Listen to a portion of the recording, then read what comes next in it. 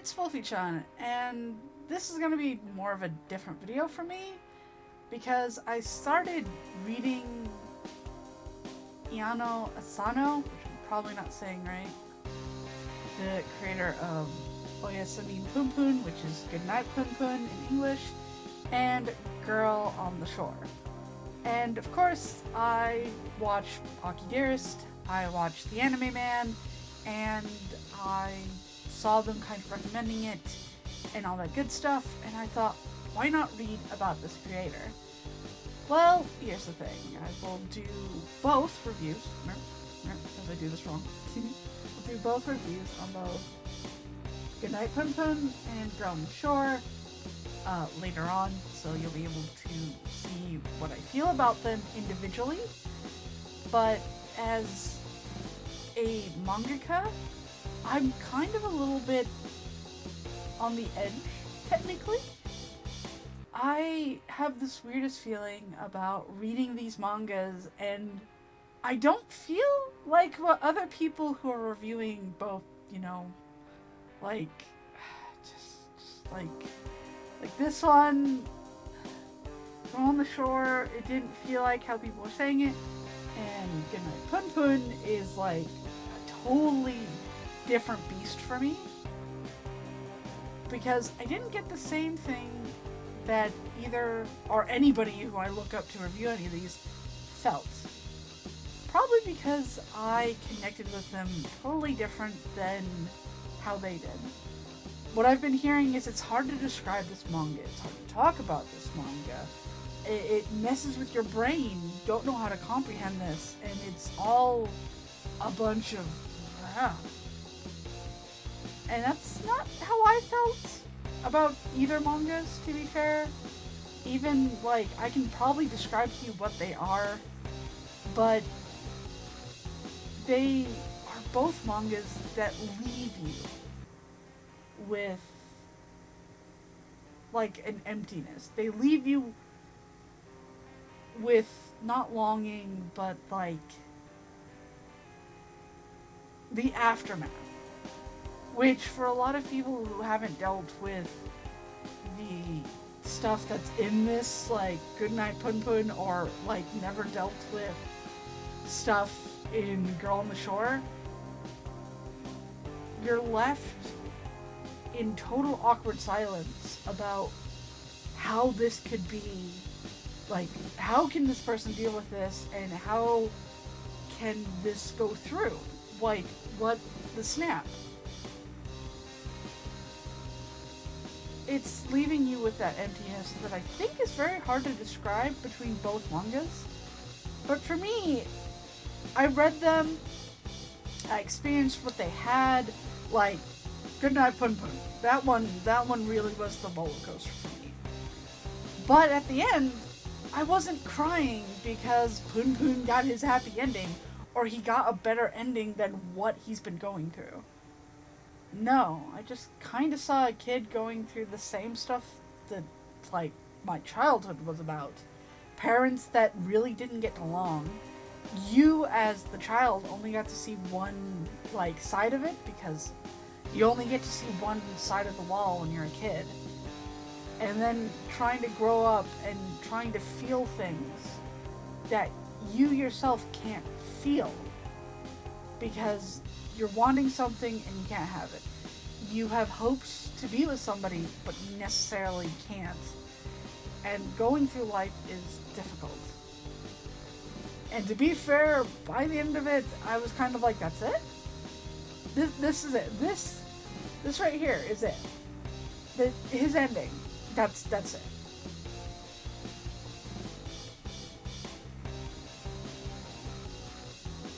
It left me yearning for something that was never going to be a part of the manga, which was Poon explaining, like, his retrospective, his thoughts on how he was dealing with everything, and what happened to lead him into this life of, you know what, this is good. And I feel like it's the message from both stories, like this one and this one, both stories are moving on. It's the little kind of, I guess, little bit of, and then you moved on. And then you moved on.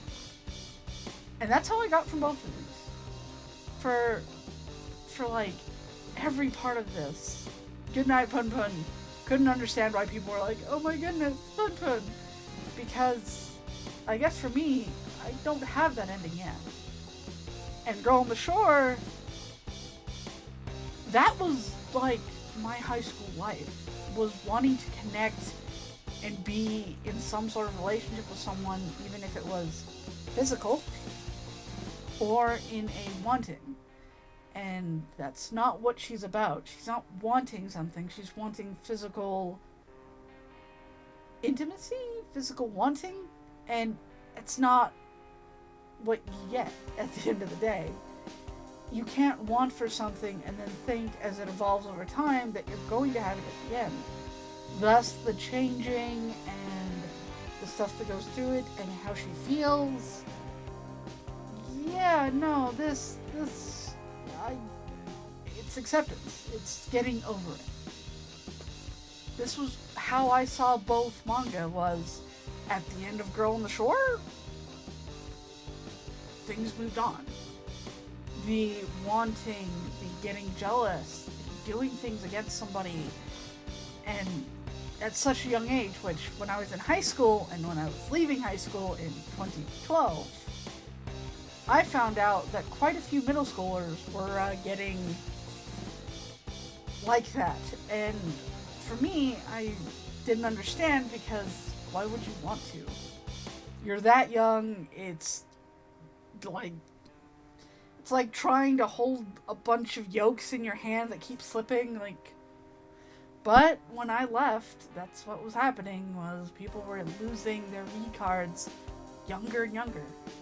And I don't know if their experiences was ever great at the end of it. And, you know, Girl on the Shore is just what happens when you don't move on as quickly as somebody else does. Poon Poon is when everything hits the fan and you have to move on. So I feel like the metaphorical piece of Asano's work is moving on from anything bad that has happened to you. Your parents were cruel, or your mom was a psycho, and you found out the one person that you thought you could rely on and that you kind of started to love would do something horrible to you. Horrible. Like, kind of against your will horrible. And you trusted them, and then they move on with your uncle, and you're like, no. No. No. My life, I've understood this, so I wasn't as shooken up about it.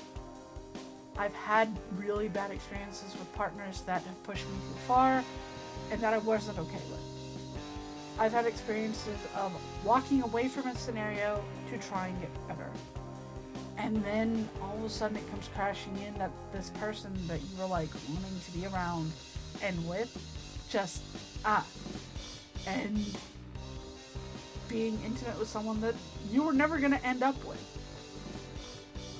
That's what I feel from Asano's work, and I just don't see the appeal. Yes, I've read it both the works up and down. I've watched people, other YouTubers, smaller and big ones, kind of have the same reaction as, holy snap, this is a thing. But when you've been through that level of trauma already, and you've kind of already moved on from a lot of that, and you moved on from the pain and the hurt and everything, and you're just like, alright, moved on. You read something that's as harsh as all that, and you kind of just go, yeah, what did you expect at the end? They had to move on. Yeah, like, high school happened, and now she has to move on to wherever she's going. She had to move on.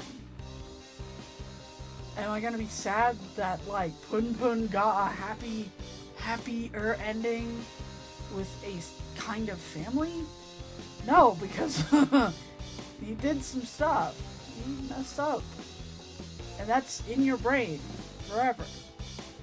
I have things that no matter what haunt me in the back of my brain at the end of time. But I've moved on. I know that that's going to be in there. It's going to be like a marble. It's floating there. But that's the thing. You move on. Is it good or bad? And to be fair, I love Asano's drawings. Like, these are amazing drawings. I love the art style. I love that. They are very detailed. They are very much not G-rated. No. But I have a feeling I'm going to read all of the mangaka's works and drawings and mangas and everything. And I'm just not impressed. I don't have that knee-jerk gut reaction of, oh, no, this shouldn't be happening. This shouldn't be happening to kids. This shouldn't be happening to adults. This shouldn't be happening. Because it happened to me. And it shouldn't have happened. It shouldn't have happened when I was younger, and it shouldn't happen when I was an adult. But it happened. And now I move on. So, with Asano's work, it's a lot of what I would consider real life. The real experiences that not everybody's going to have. You, as an average viewer, could watch this, and you could still be in high school, and you're like, I'm thinking about reading this, or reading more works from this person. Or you could be an adult, and you're going through life, and it's perfectly good. You graduated from college, don't have any debt, and you're doing well. Or you could have been like me, trying to escape my family drama, trying to get out from this world, and trying to be me as you start losing friends and start isolating yourself. You could be wanting the attention of somebody and wanting the intimacy that you don't understand when you're young. That maybe that feeling isn't what you were looking for, and maybe that feeling doesn't go away. Maybe that wanting never goes away, and nobody tells you if it's wrong, right, or if that's okay. I just don't have that reaction that everyone does to Asano. And that makes me not really, like... I bought these off of Kindle, and I read them, and I feel like I should return the books. Like, I should have rented this out from a library or something, and then just brought it back. I need a library card. But this is not something that I want to own. Nor would I want to give this to a kid that might be going through this, because, you know, there's kind of like, you move on, but doesn't explain how to move on. It's very open-ended, and, you know, what you assume about this, and how do you think this is the ending, or stuff like that. And that's not satisfying to, I guess, some kids, or some people. And for me, it wasn't satisfying to have open endings. It's like, the more open something is, the more I'm like, my interpretation is wonky. So, for me, Asano isn't amazing. He isn't great. He or she. Their stories are beautiful, and it is told in a way that makes me want to finish it. But I don't care at the end of the story about going back over and finding more nuances about it. Because it just feels like my life. In fact, he or she could have saw my life and wrote a manga about it. Oh no, maybe. I doubt it, to be fair. But hey, Asano, if you ever want more stories about way messed up stuff that could be going on through life, hit me up. I could definitely help you with your next manga, if you ever want that. Doubt it, but I'm just not a fan. This is not a mangaka that I want to go back again and again and again.